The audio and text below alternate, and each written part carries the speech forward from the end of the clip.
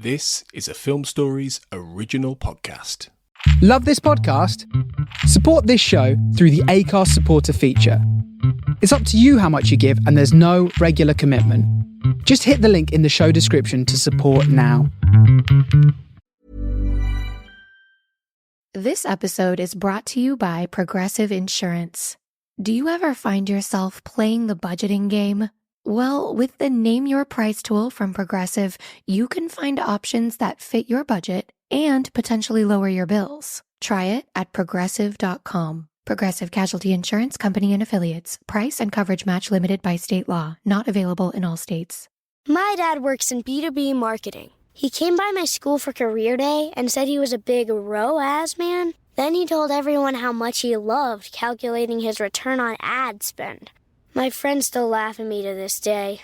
Not everyone gets B2B, but with LinkedIn, you'll be able to reach people who do. Get a $100 credit on your next ad campaign. Go to linkedin.com/results to claim your credit. That's linkedin.com/results. Terms and conditions apply. LinkedIn, the place to be, to be. Ryan Reynolds here from Mint Mobile. With the price of just about everything going up during inflation, we thought we'd bring our prices down. So to help us, we brought in a reverse auctioneer, which is apparently a thing. Mint Mobile Unlimited Premium Wireless. How to get 30, 30, bit to get 30, bit to get 20, 20, 20, bit to get 20, 20, bit to get 15, 15, 15, 15, just $15 a month? Sold! Give it a try at mintmobile.com/switch. $45 upfront payment equivalent to $15 per month. New customers on first 3-month plan only. Taxes and fees extra. Speed slower above 40 gigabytes. See detail.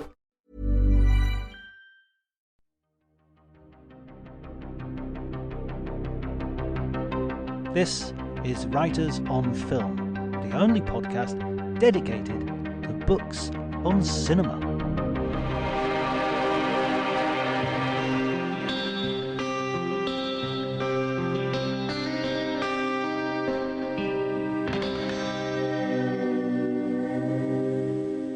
Hello everyone and welcome to Writers on Film. My name is John Bleasdale, I'm a writer and film critic, and today it is my absolute pleasure and privilege to talk to Michel Ciment. Michel is a historical figure, a legendary figure in film criticism. For many, many years he was the editor of the French cinema magazine Positif. You'll have to excuse any of my mispronunciations as I go through this, but Michel's English easily makes up for my terrible pronunciation of French. It was a real honor to talk to him. We talked via telephone, and I recorded in a little bit of a sort of ramshackle fashion, but I think the quality of the conversation makes up for the quality or otherwise of the recording devices used. At the very beginning of the conversation, we were talking about Terrence Malick, and it sort of starts as I am wont to do in medias res. So that's the subject under consideration as the podcast begins. If you enjoy the podcast, and believe me, this is one of the best ones, so you're guaranteed to enjoy it, please like, subscribe, and spread as far and wide as you can on social media. It really does. I can't tell you how much it helps to boost the listenership when people retweet me, or they tweet something, or they share it on Facebook, or they put it out there in any fashion that they feel that they can. It's a real help, and I really, really, really, truly appreciate it. Okay, and you can also follow me on Twitter if you don't already, at Dr. Jonty, DRJONTY. But before you do any of that stuff, please enjoy the conversation.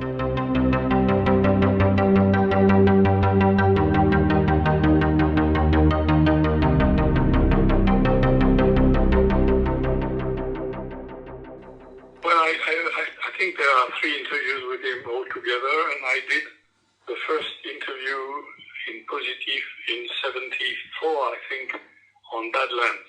He gave another interview in Sight and Sound and somewhere else, and then he was silent on all the films after that, more or less. As far as I know, I don't know the world over, but I know that he gave very, very, very, very few interviews. We have been in contact. I mean, we very rarely, but we have been in contact. I saw him in Cannes when he showed The Tree of Life. I went to a dinner after the screening, and he was very warm and very supportive of Positive magazine. He said it's the torch song of cinephilia. You were quite a young man at the time, I believe. In 74, I was in Los Angeles, and at that time, it was not too difficult to reach him, apparently, because he gave me immediately an appointment. 74, I was 36 or something like that. Yes, I was born in 38, so you can count. I was 36, something like that. What was he like, sort of, as a when on your first impressions?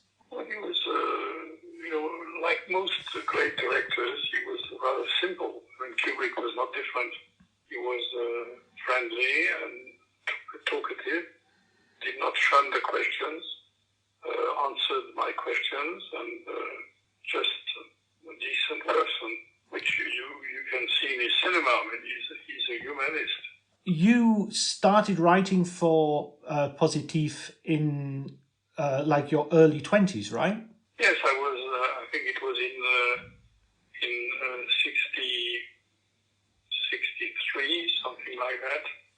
When I was 25, I sent an article on the trial by Orson Welles, which had been very much criticized in the press, and I like to challenges. I like to, not that I'm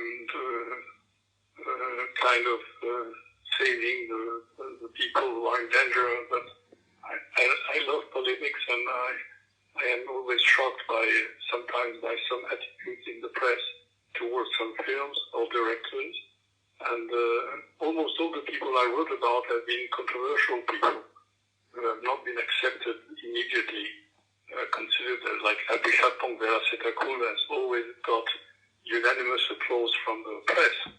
I would not write a book on Happy Chatton Veracetacul, but people like Kubrick, like Kazan, like Losi, like Rosie, like all these people, or even Jane Campion, they have been challenged very often. I mean, they got to tremendous successes, but also sometimes they were heavily criticized, or people did not get what they wanted to do.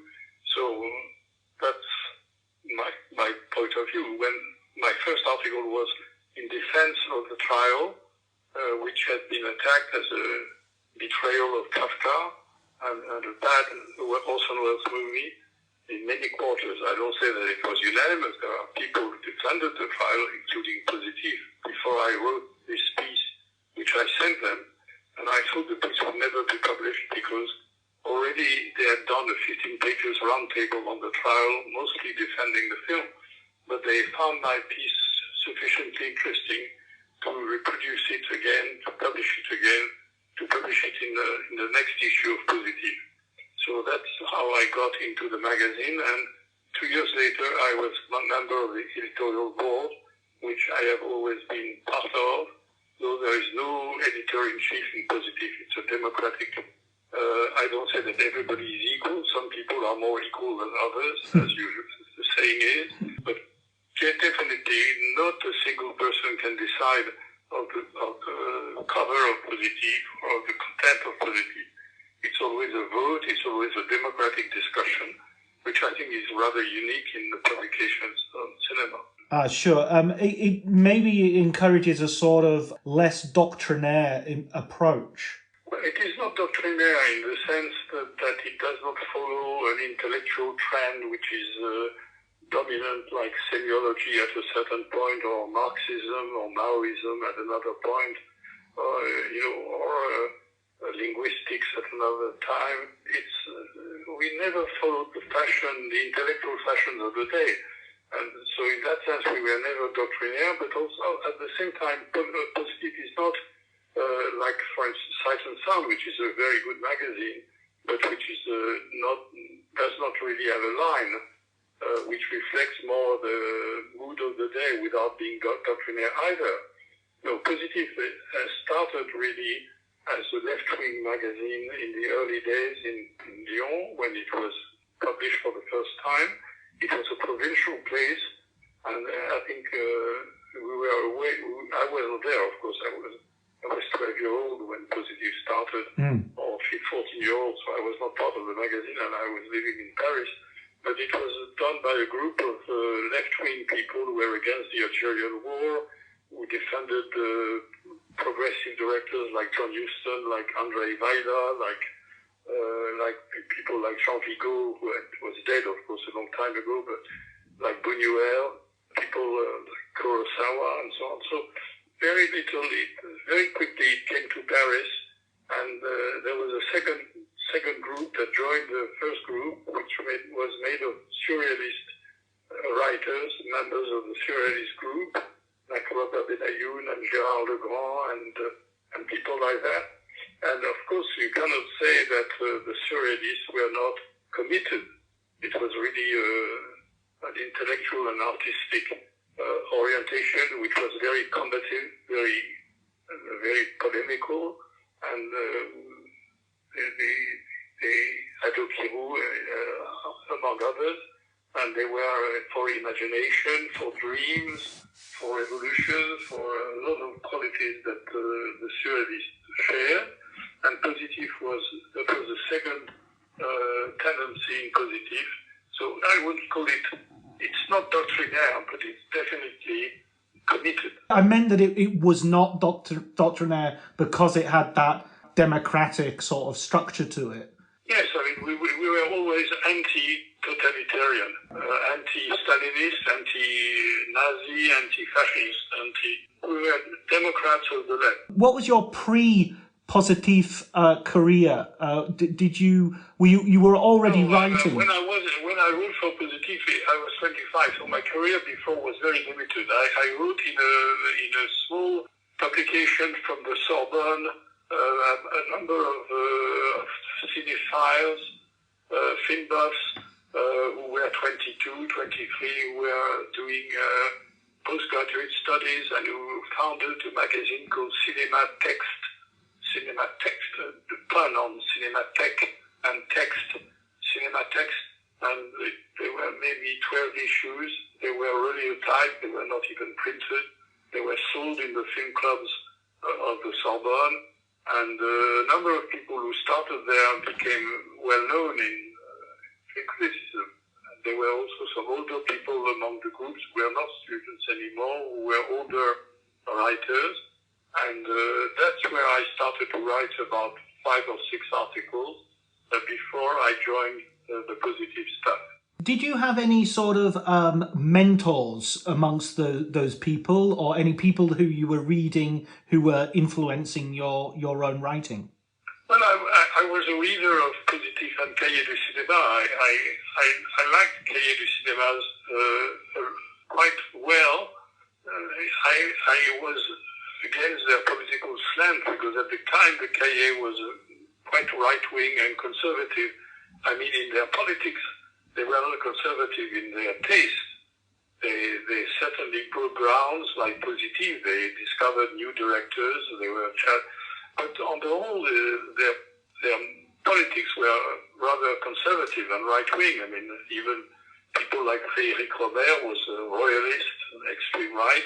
Truffaut was a friend of Lucien Rebatté, who had been condemned to life sentence after the occupation for his books against the Jews and so on.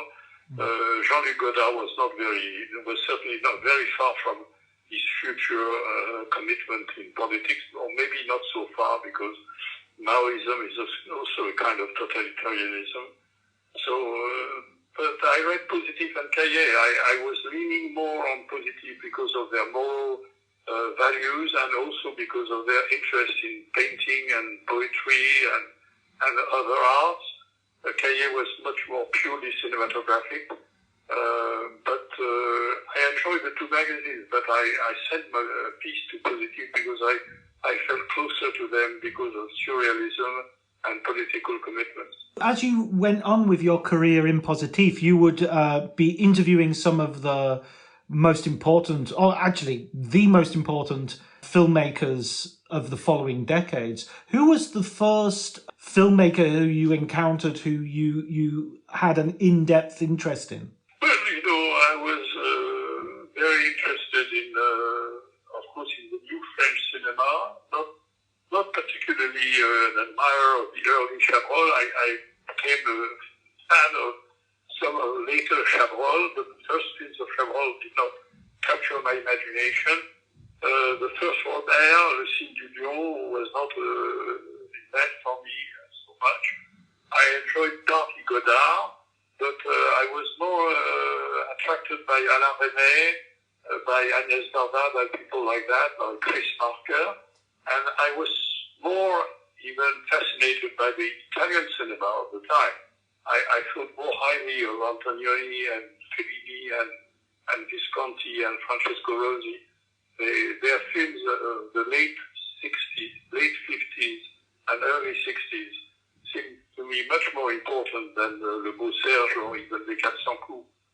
But Hiroshima, Mon Amour was definitely, for me, a landmark in world cinema. I thought it was an extraordinary event in the way of shooting a film. For me, it was a revolution, like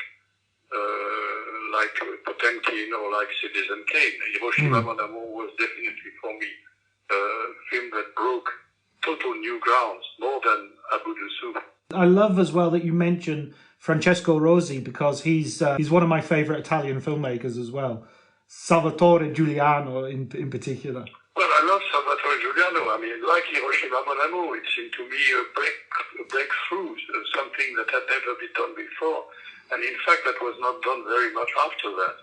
You know, I mean, Costa Gavras is much more known today than Francesco Rosi, but I think if you compare Zed and Salvatore Giuliano, although Zed is a nice little film, very courageous and to the point, but there is no comparison between Salvatore Giuliano and Zed in terms of aesthetic achievement. Yes, absolutely. And in his, I mean, all of his Hands Over the City and Uomini contro Uomini, there's a real breadth there that I feel he's a little bit underrated compared to people like Fellini and some of his more illustrious co-directors.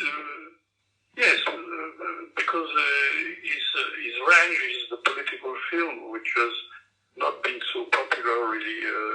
And Fellini is a genius, but I think Rosi is an extraordinary director. But to go back to my career, to my beginnings, my first real, not a book, but it was a very, very long, small book, which I published in, I think it was in 67 or 68, was a book on Erich von Stroheim, because let's say that my discovery of cinema had three steps. The first step was to look at films for the actors and the genre. I loved Errol Flynn, I loved Humphrey Bogart, I loved Lancaster, I loved Sophia Loren or whatever, or Ava Gardner and so on. So I loved actors, and I loved genre like westerns, thrillers, musical comedies. That was my first motivation to go to see a film. It's a genre, or it's an actor or an actress. The second step was in the mid-50s, when I was 16, 17s, it was the breakthrough of auteur. So I discovered the auteur tradition, the new tradition that is Antonioni, Bergman, Fellini, people like that, Bresson, and I discovered that you could have a signature and that the director was the master of the craft. And then that was my second step. So it was first popular cinema, then second the auteur films. And the third step, when I was studying near the Cinémathèque Française Rue d'Ulm, I went to attend the Cinémathèque around 1957, 58, and then I would discover the silent film. That was a big shock. I discovered Keaton, of course I knew Chaplin, but that was the exception, but I discovered Dovzhenko, Eisenstein, Stroheim, Keaton, and so on, and all these people, Dreyer, Murnau, Fritz Lang, and I wrote a very, very long essay, a small book on Erich von Stroheim. That was my first attempt at doing a monograph on the director. And then there was Kazan, which I had a chance to meet for an interview in 1964, just after America. And we met with Roger Tailleur, a great writer who had written the best book on Kazan. And with Roger Tailleur, we met Kazan in a small hotel near the Madeleine in Paris. We did an interview with him, which was published in Positif. And Kazan appreciated the fact that though we were left-wing, definitely anti-McCarthyist and so on, that we paid attention to his cinema and that we were interested in his contradictions, and we also asked him about what he had done and so on. Then I met Kazan again in Venice in 1970 when he was accompanying Barbara Loden, his wife, who was presenting Wanda, a wonderful zombie film. And I said to Kazan, why would you like to do an interview book with me? Because, of course, at the time there was only one book that was of that type, was the Hitchcock-Truffaut book. And he knew it, of course. I said, I would like to sit with you for a few days, maybe a week or 10 days, and every day discuss 3 or 4 hours, and we would talk about all your career. And he said, why not? Come to my house in Connecticut. I have a house in the country. You can stay there with your wife. There is a small house near mine, and then we can work on that book. And the British Film Institute accepted to publish it. It was Kazan on Kazan, my first book.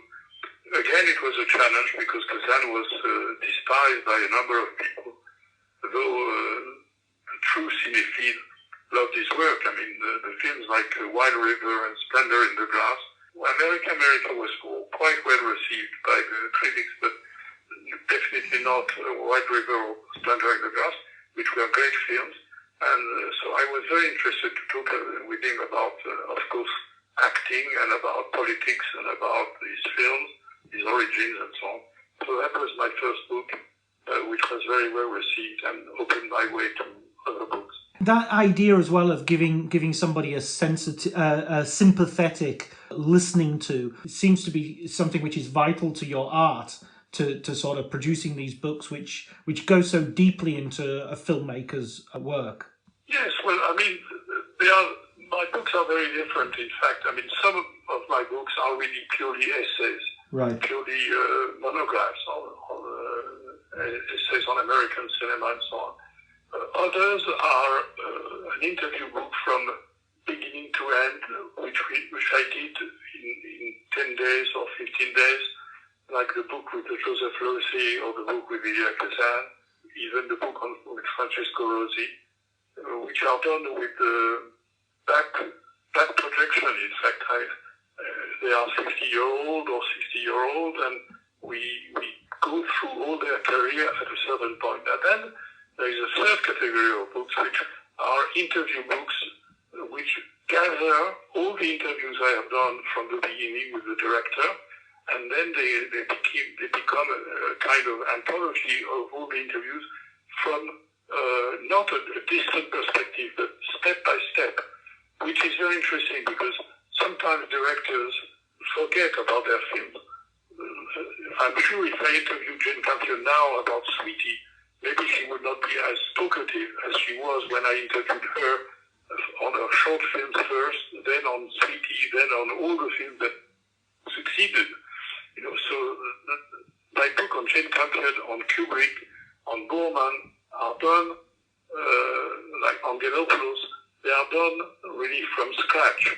They have started when the director started, and they went on as I met them every film after that.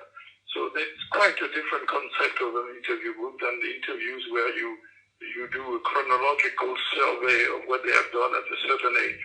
It must be interesting for the filmmakers as well to sort of stop for a moment and have that perspective on their own careers. Yes, I mean, I believe, in the relationship between directors and critics. Angelopoulos quite a few times asked me to come to Athens to see his new film before Cannes and to talk with him about the film, to have a fresh first reaction by a man who knows his work, who is of course sympathetic, who can be critical, but he wanted to know my feelings, and I was like a sparring partner. I was trying with him like a boxer before the fight, who makes a kind of fight with another person in order to train for the future meetings. So I did that quite often.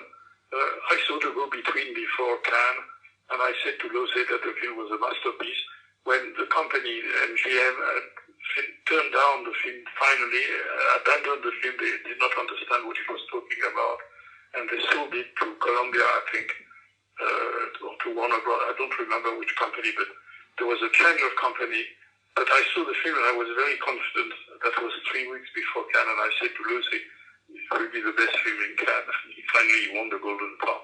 So that happened quite often in my life with Francesco Rosi also, to see his films before, or with John Borman. Not as a privilege really, but because they knew that I understood their films maybe better than others.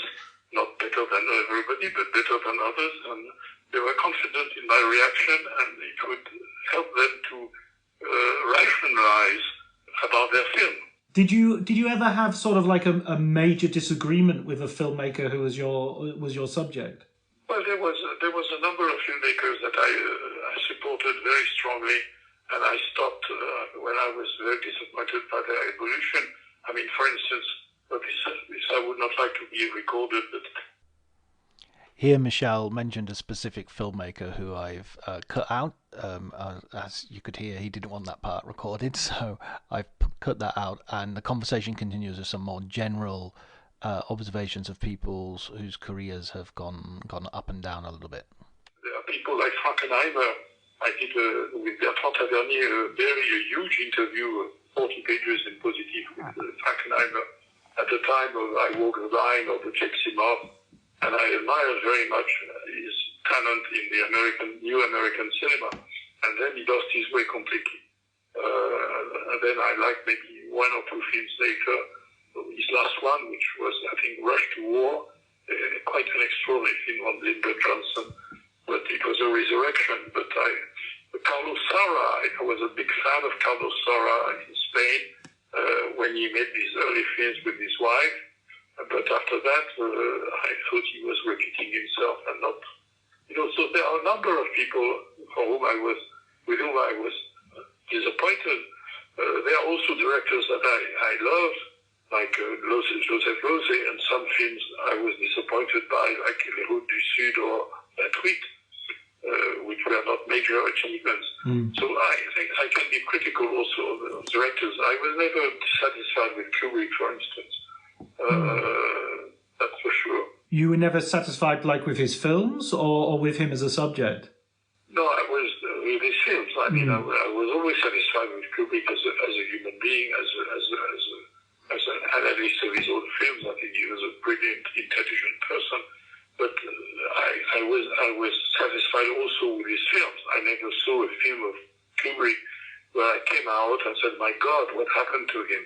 Never. I was defending even his films against other people, because Kubrick's films have been very controversial. Every time he made a film, there was terrible reviews in New York among the intelligentsia, among Andrew Sarris and Pauline Kael, and people like that. They detested Kubrick.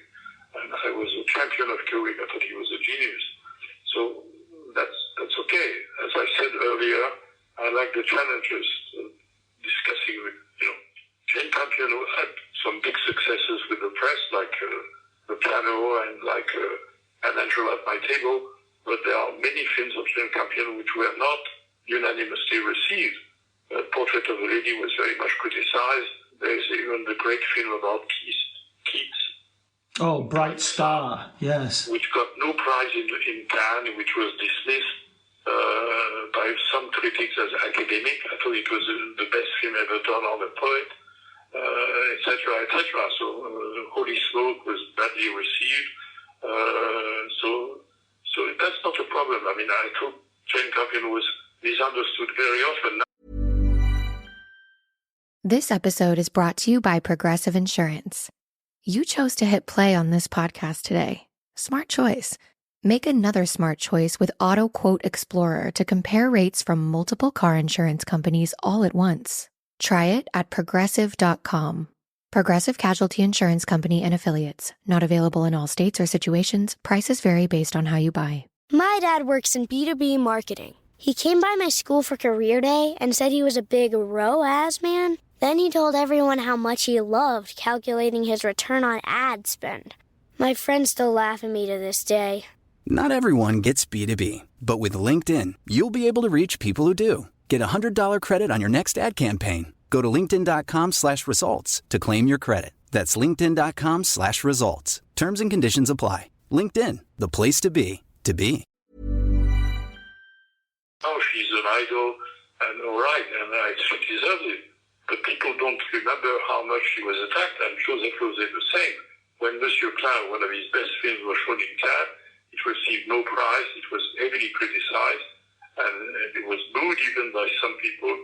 And Alain Delon did not come to, when he heard the reactions of some of the press, he did not come to Cannes. That's amazing as well, that I always find it strange when people boo at Cannes, because it's such a strange reaction, because I've only just seen the film. I don't have the confidence to boo. I want a bit more time for the film to actually sink in. Yes, well, that's another subject to talk about Cannes. It would be a long interview. But there is another director I did not mention so far, which I thought made his first three films were one of the most exceptional starting for a director is Jerry Schatzberg. I think that Puzzle of a Downfall Child, Panic in Little Park, and Scarecrow, which got the Golden Palm. These three films in a row is one of the best achievements by any American director. There are very few American directors whose three first films are so wonderful. Even after that, he made some good films, some brilliant films, but not on the level of these three first films. So I wanted to make a book about Schatzberg and also a book which will include his photographs, because I think his photographs are some of the great photographs of the modern times. He's a great photographer as well as a great director. Yeah, I've only recently discovered his work, and it's some of Al Pacino's best work as well. Yes. Panic in Needle Park in particular, but also Scarecrow, which I think Gene Hackman says is his favourite film. Absolutely, that's what Gene Hackman said. And Scarecrow is really a great puzzle, and Scarecrow, and also Panic. Panic is a more simple film, but wonderfully realistic and harrowing. But Puzzle of a Downfall Child was dismissed in San Francisco when it was shown for the first time. And it's Pierre Rissian who really discovered the film, supported the film, brought it to France, where it became an important film. But Puzzle, there was a stupid reaction of the critics who say it's a photographer's film, because very often people cannot stand that a man has two or three talents, because some of them have no talent at all, and they refuse to imagine that a director could be also a good photographer or a good writer or a good, they want people to limit themselves to one talent. That's so funny. That's like the Coen brothers using a pseudonym for their editing credit because they don't want to put their names on the poster too many times. Exactly. Going back for a second to Kubrick, the book that you wrote on Kubrick, that was like the compilation of interviews you'd done of him through the years. Is that correct? Exactly.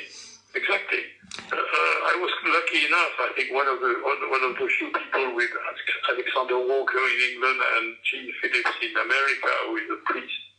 I was one of the very, very few critics that he met several times, because Kubrick gave few interviews, and most of the interviews he gave to one person, but not a second time. I think we were three people who were favorably viewed by Kubrick, so that I interviewed him 4 times, and I had very long conversations on the phone about different various subjects, especially when he needed some advice. He was always asking questions, technical questions, personality questions, where he could shoot this film, what he should, if I knew a costume designer, or about the cinemas in Paris where the film should open. I think it came because of my first interview with him on Clockwork Orange. and he was satisfied with my questions because I was a professor at the university, and I was not a typical journalist who sometimes are not very faithful to what the director says. He had been betrayed several times by journalists who did not send him back the transcript of the interviews, and he saw interviews which were published without his copyright. And he appreciated the fact that I was very serious with him and would send him the transcript so that he could make corrections. The second reason, I think, that he liked also because I was more of a cultural person who could speak with him about politics, painting, music, and other subjects, literature. So he felt comfortable. I must say that maybe because I came from the university, because Kubrick was a man who was very respectful of culture in general, and some of the questions he was asked were simply not very interesting for him. So he was talking with people like, as I said, like Jane Phillips, like Alexander Walker, like myself, and others. I'm not saying that I'm the only one. There are very good critics in the world, but he found my company likable. He liked to do he hated interviews in general. He refused most interviews, and Ken Adam told me that when he did a collective interview on the Clockwork Orange in London, he came from his house 30 miles from London, and the car stopped 3 times because he threw up, he vomited on the road because he was so tense about having to face 12 people who would have microphones and interviewing him. So, he hated this thing because I think he saw the complexity of his films and he thought that words were very difficult to express what you found in the images. He made fun about that when he said, I am not Leonardo da Vinci, but if Leonardo da Vinci had put under the Mona Lisa, she smiles because she's cheated on her husband this afternoon, the painting would lose all its mystery. The director should not too much express himself about what he has done. Yeah, that seems like puts you in a very paradoxical position because you want to interrogate them and talk to them about their interpretations, but at the same time respect that space. Yes, well, my questions are also critical comments.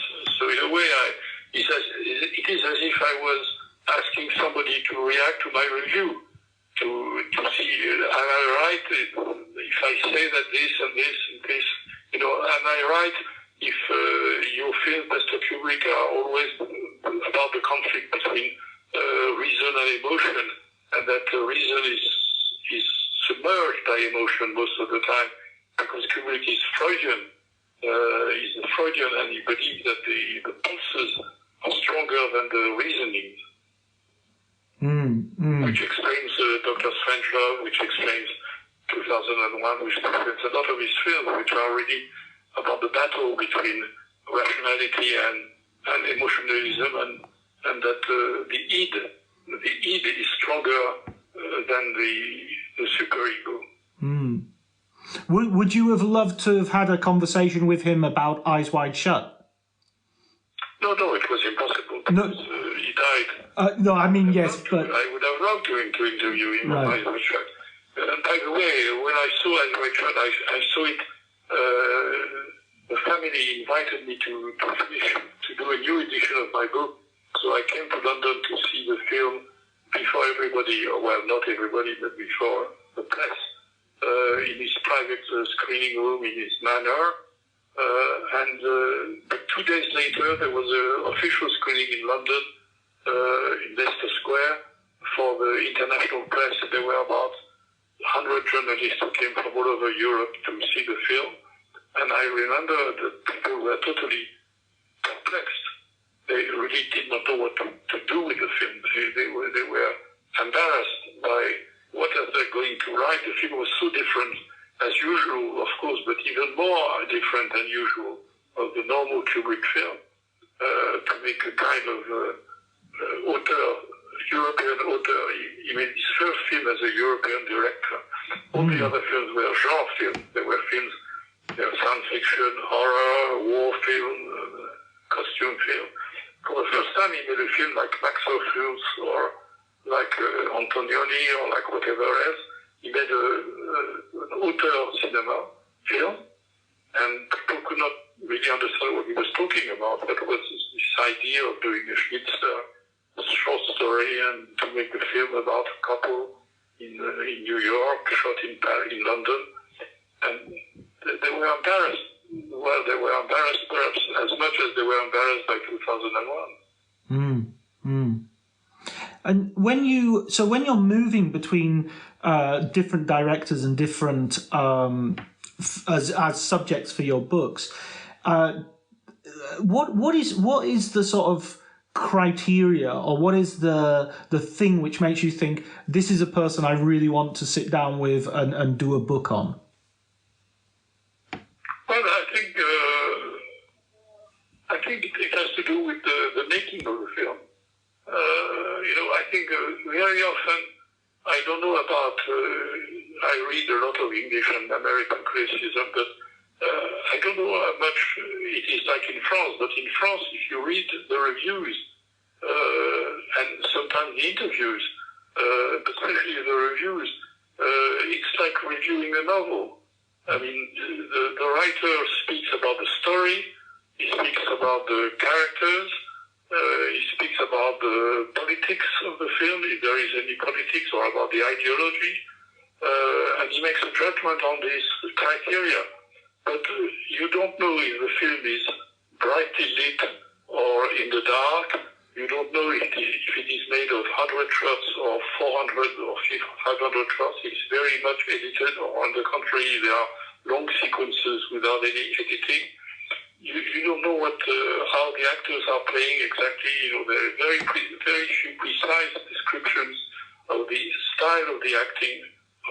You say wonderful Tom Cruise, excellent Nicole Kidman, but very few analysis of the way the actor plays.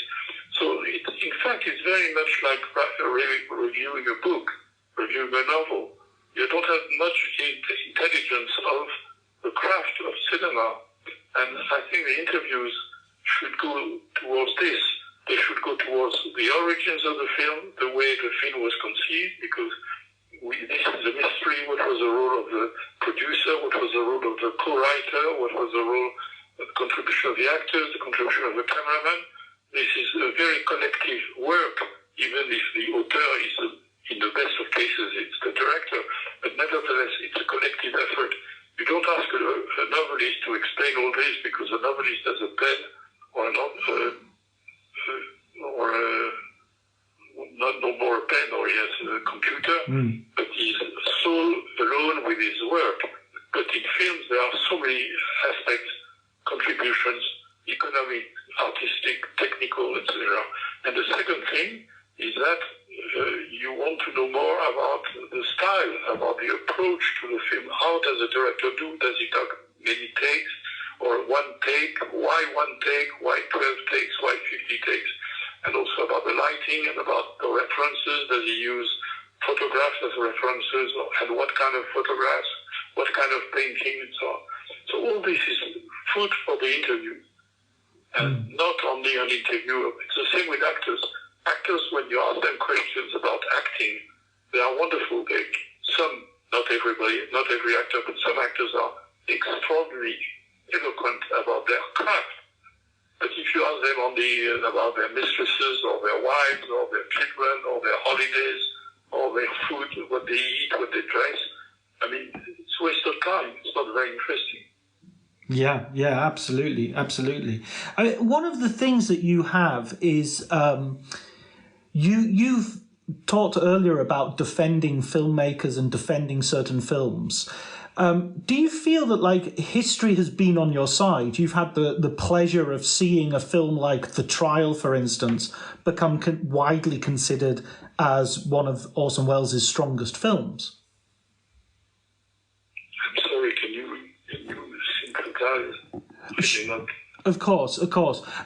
You've been defending films and filmmakers, and you've been proven to be on the right side of history.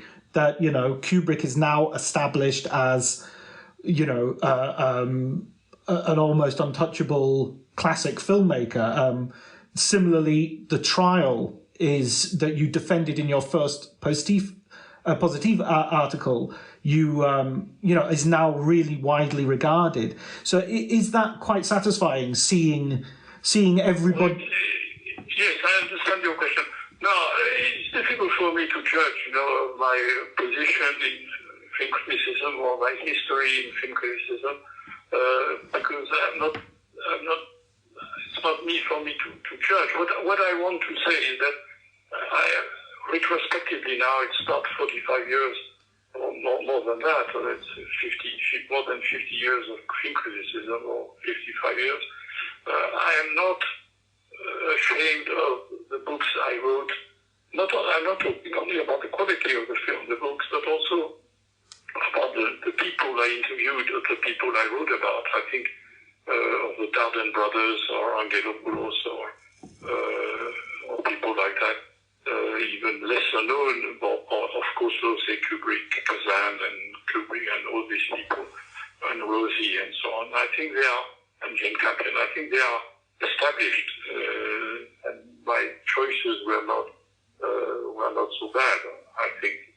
And the second thing is that, of course, there are people I admire tremendously, but that I never did a book on, because either I felt I was not competent enough about their cultural background. For instance, I'm a great admirer of Lee Jong-dong in Korea, a great admirer of Wu Xiaoxian and Edward Yang in Taiwan, an admirer of Wong Kar-wai in Hong Kong, an admirer of Oshima and in Japan, and others, Imamura.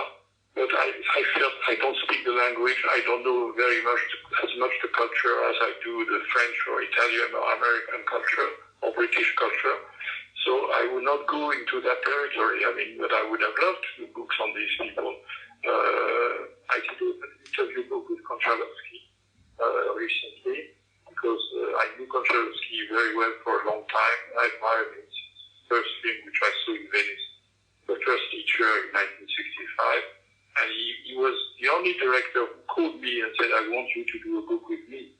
All the other books were on my initiative. I said, why not? You know, I know your work. I've done fantastic films. I love Russian culture. I know all your films. So I would gladly do it. So I went to Moscow, and I spent a week with Konchalovsky talking in French. He speaks fluent French, fluent English, fluent Italian, fluent German.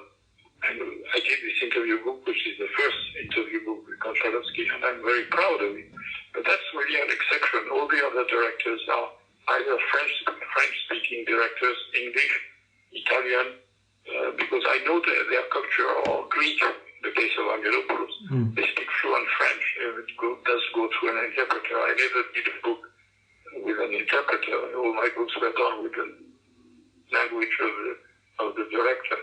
And the second type of film books that I did not do were books that are so numerous on the director that I would not think of doing another Hitchcock book, another Orson Welles book, etc., because there are so many books on these people that I felt they have been really very much analyzed and studied. And for me, it was more of a challenge to do books about people on whom nothing or almost nothing had been written. When I did the book, the Kubrick book was one of the very, very few books that was done on Kubrick. Now there are 150 books or 200 books on Kubrick. You see, that's the two reasons. Either I did not know enough the culture of some directors, or Kiarostami, for instance, is another example that I greatly admired, and some East European directors. When I did a book, a collective interview book with Miloš Forman and Polanski and Wim Wenders and so on, but that's an exception. The final sort of director, the director that I was thinking about as well recently, because she's had a film, The Power of the Dog, come out, was Jane Campion. And I think they've just re-released the edition of Campion on Campion in France, if I'm not mistaken. Because there is no book like that on Jane Campion in English. There are university books, good ones, but there is not a single book like my book on Kubrick, on Jane Campion. Do you know the book? Yes, yeah, it's excellent. I really admire her as a filmmaker. Yes, because it is quite beautifully illustrated, and she collaborated more on this book than any director I worked with. She gave a big number of rare photographs, documents of her childhood and so on. So I'm very happy about the book because she was very helpful. And also there is an interview with every film she has made. You know, it's very complete. It's like my book on Borman. There's a new edition that came out 2 years ago or last year on Borman, which is complete. The first edition stopped at Emerald Forest, I think, and all the films he has made afterwards are in the new edition. So it's almost a double page of the original. Right, of course, because he had a long career after that as well. Of course, there are great films like The General, for instance. Absolutely. Was there ever a director who you wished you'd had the opportunity, but didn't fall in either of those two categories that you've already spoken about, but that for some reason you just couldn't get a hold of? Well, I was going to do a documentary film. I have done, with directors, a documentary film on Kazan, on Mankiewicz, on Billy Wilder, on Borman. So I've done a series of films. I was going to do a documentary on John Huston. That was something that he died. But unfortunately, he agreed on doing it, but he died. And there was no possibility, of course, to do it. But no, as I said, I would have loved to do. I did a long interview with Tarkovsky, who gave very few interviews.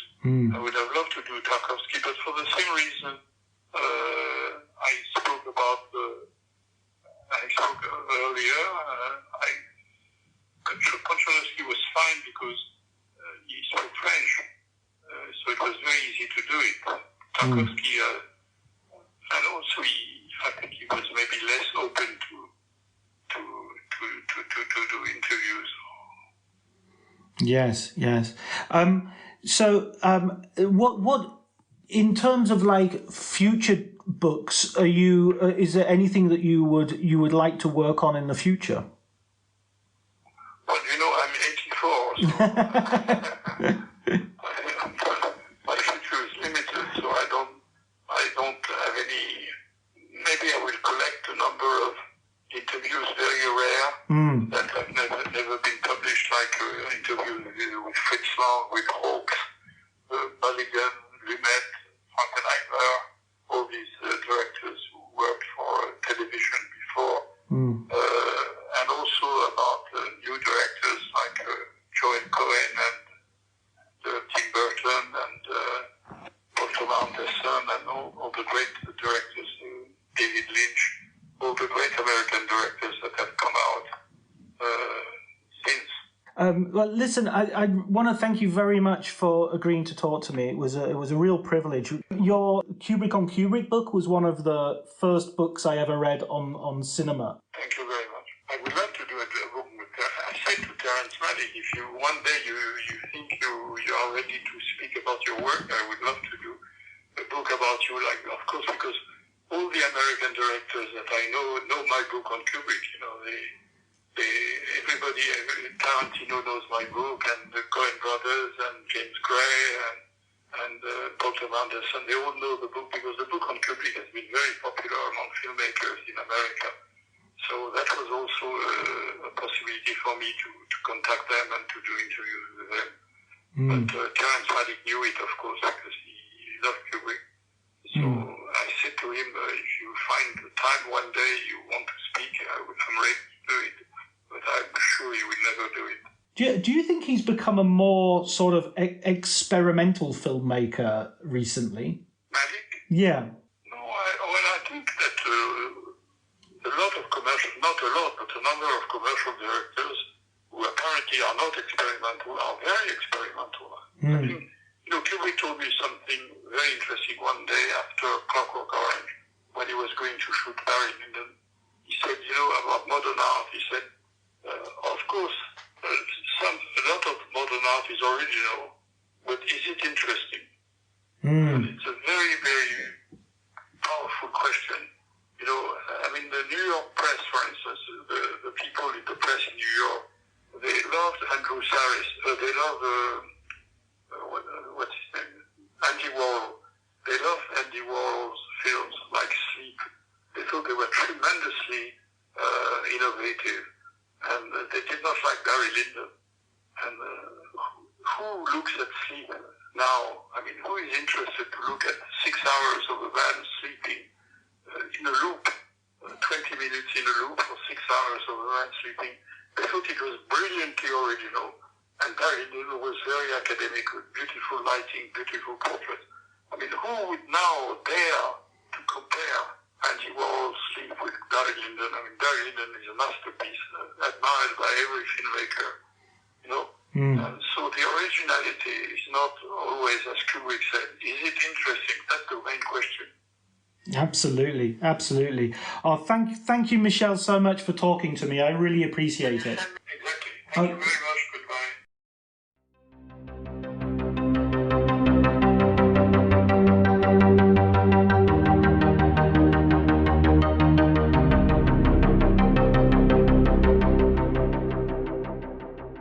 So that was my conversation with Michel. I hope you enjoyed it as much as I did. It was a true honor to speak to someone who has been so important in the world of film criticism. A genuine honor. And this was the guy who, he wrote the book on so many filmmakers, and they were some of them were the first books that I ever read on film. His Stanley Kubrick book was I must have read that 5 or 6 times. I read that before I watched most of Stanley Kubrick films. I definitely read about Barry Lyndon and about A Clockwork Orange long before I saw those films, and it was from Michel Ciment's book. So I'm so grateful for him appearing on the podcast. It was lovely of him to do that and to speak so interestingly and honestly to me. All that's left is to thank Elliot Atkins for the music, Ali Howard for the artwork, and thank you, listener, for taking your time to listen to this once more. And until next week, please take care.